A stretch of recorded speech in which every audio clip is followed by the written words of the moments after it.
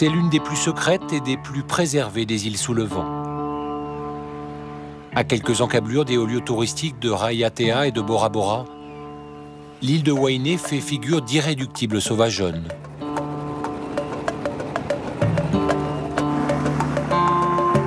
Une réputation qui n'est pas pour déplaire à Chantal Spitz, écrivain, féministe et indépendantiste. Mais le repère de cette femme insoumise est encore plus isolé des hommes et des lois de la République. Elle nous entraîne sur son Motu, un îlot perdu au sud de Wainé, où elle vit avec Ombo, son compagnon. Aux États-Unis, on dit une pomme par jour éloigne le docteur. Ici, c'est un coco par jour éloigne le docteur. T'as un cocotier dans ta vie, tu es sauvé.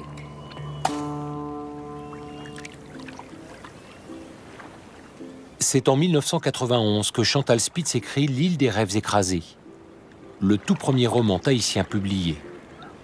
Un livre en forme de cri. Cette jeune institutrice de la République y dénonce la christianisation et la colonisation de son peuple et le cynisme de la France qui impose les essais nucléaires à ses chères colonies.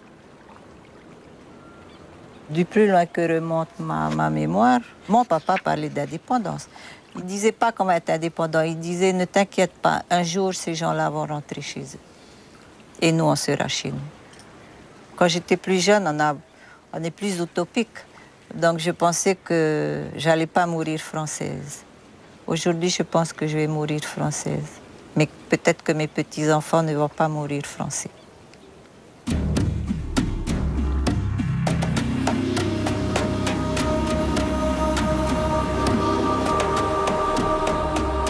Dix ans après ce roman choc et une dizaine d'autres ouvrages, Chantal Spitz fait désormais partie des voix qui comptent en Polynésie française.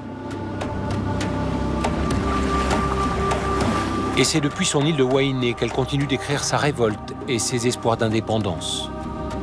Wainé, celle que l'on surnomme l'île rebelle, tellement proche de l'auteur qu'elle abrite. Au détour du lagon, les ruines du Sofitel, l'un de ces grands hôtels internationaux abandonnés après quelques années seulement d'exploitation. Depuis 2004, ça reste en plan et ça pourrit sur pied. Il n'y a aucune demande de nous enlever ça de là, donc ça pourrit sur pied et ça reste là. C'est vraiment l'exemple typique de ce qu'il ne faut pas faire en développement touristique. Mais ce qui fâche le plus cette femme en colère, c'est l'incurie de la France et sa politique de défiscalisation qui favorise un peu partout dans l'archipel ce type de projet sans lendemain.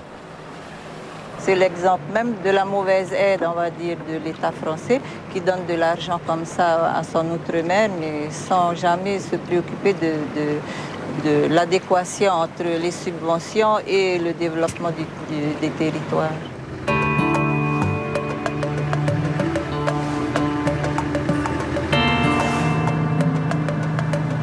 Pour nous faire découvrir les charmes de son île, Chantal Spitz nous propose de la parcourir en compagnie de son fils, Tapayara. Une route unique qui serpente entre les criques et au pied de falaises abruptes quelques rares villages de pêcheurs et d'agriculteurs. L'île rebelle a su garder le charme de ses origines en restant à l'écart des circuits touristiques traditionnels. Rebelle, Wainé l'est surtout dans son histoire. C'est l'une des dernières îles polynésiennes à avoir été colonisée par la France. Là sont enterrés les marins de l'Uranie. L'Uranie qui était donc un bateau militaire qui est venu avec l'armée française pour annexer Wainé à la France. Et Chantal en profite pour dénoncer le mythe de la colonisation douce, qui voudrait faire croire que la France a été accueillie à bras ouverts par les populations polynésiennes. À aucun moment la France a été la bienvenue. Dans aucune île. Aux Marquises, il y a eu des guerres. Dans les îles du Sud, il y a eu des guerres. À Tahiti, il y a eu des guerres. Mais ça, c'est pas dans les livres d'histoire. Qu'il y a eu les guerres, non. Ça commence, mais voilà, une ligne pour dire qu'il y a eu quelques escarmouches. Voilà, un peu comme la guerre d'Algérie, quoi. Voilà. Ouais, c'était pas une guerre. train de démontrer. On va essayer d'en cueillir quelques-uns. Wainé la rebelle, Wainé la sauvage. Les trois quarts de l'île sont couverts d'une épaisse forêt où poussent bananiers, flamboyants écarlates, manguiers et bagnans géants. Une forêt vierge et inhabitée qui abrite pourtant plusieurs centaines de marae, ces lieux de culte utilisés par les premiers habitants de l'île.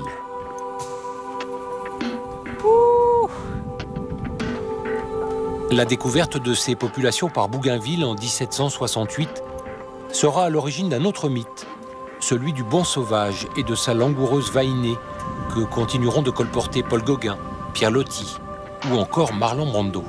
Bougainville n'est pas resté longtemps, il est resté une semaine, mais il fait un pavé comme ça sur nous. Bon, là.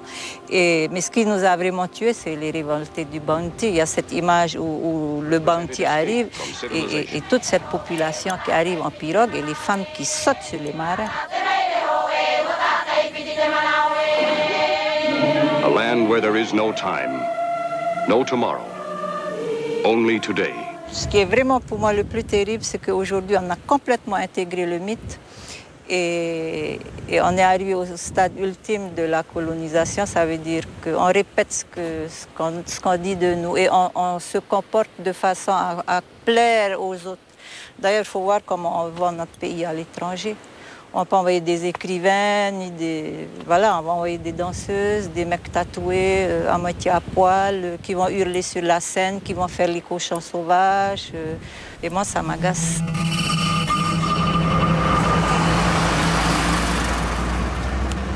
C'est la face qu'on montre pas aux touristes. Toujours prête à dénoncer les agressions subies par son archipel, Chantal nous propose de faire un petit détour, histoire de dénoncer l'ultime outrage imposé selon elle à son pays. Celui de la société de consommation qui menace désormais le fragile équilibre de Wainé et de ses voisines. Sur la décharge publique de l'île, des tonnes de déchets sont entassées à ciel ouvert, à quelques centaines de mètres seulement du lagon et de ses zones de pêche.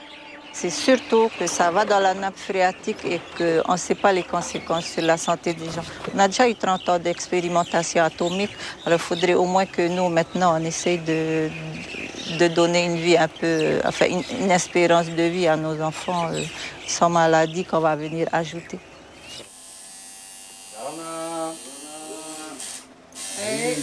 Il y a une chose qui réjouit Chantal Spitz.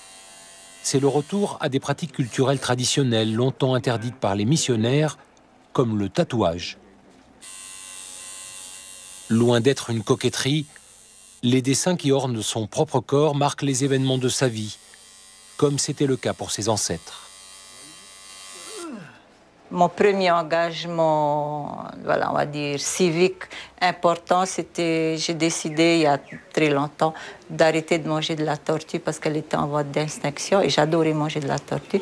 Donc je me suis tatouée, c'est mon premier tatouage, je me suis tatouée des tortues sur la jambe. Voilà. Quant au tatouage le plus voyant, celui qui marquera à jamais ses lèvres et son menton, ça je ne dirai pas. C'est secret. C'est intime, on va dire.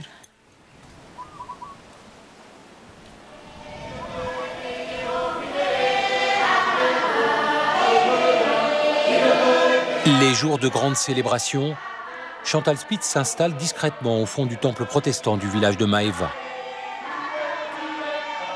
Un sursaut de mysticisme qui lui permet surtout d'écouter les cantiques, ce mélange subtil de chants traditionnels et de prières adressées aux dieux des Blancs.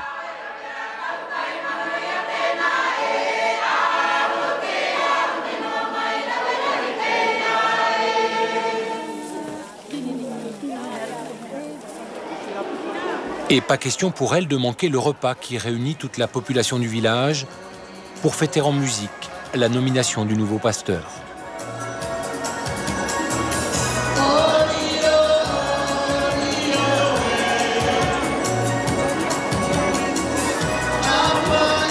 L'occasion de partager le poisson, les légumes et les fruits des producteurs locaux et de fêter tous ensemble la saison de l'abondance. Je souhaite qu'on retrouve cette solidarité, ce partage et qu'on réalise qu'on peut tout à fait vivre en se nourrissant de nous-mêmes. On peut être autosuffisant entièrement, on n'a besoin de rien d'autre. Et voilà, j'aimerais que les gens prennent conscience que ce pays peut être indépendant. Donc c'est un rêve qui reste possible. Oui, c'est un rêve qui va être réalité.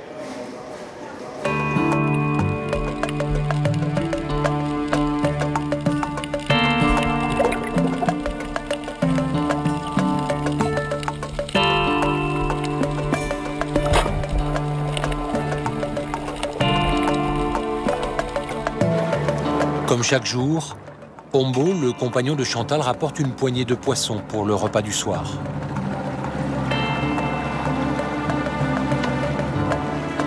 Un coin de terre encore vierge et à l'abri des excès de la société de consommation. C'est cette vie que l'auteur de l'île des rêves écrasés a choisi de mener désormais.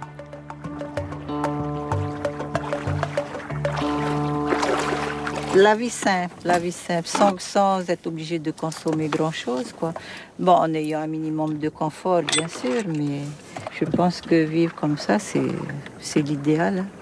Est-ce qu'il n'est pas trop tard de revenir à cette vie-là, pour tout le monde? En tout cas, à Huahine et dans les îles éloignées, ça ne doit pas être trop tard. À Tahiti, sûrement.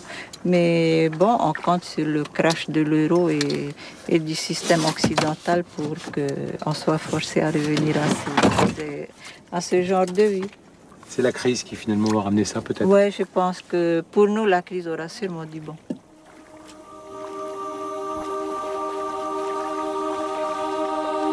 À Wainé, peut-être plus qu'ailleurs en Polynésie, un retour à la nature et à la sagesse semble possible. Et c'est sans doute pour cela que Chantal Spitz a choisi d'y poser ses valises pour y écrire ses romans.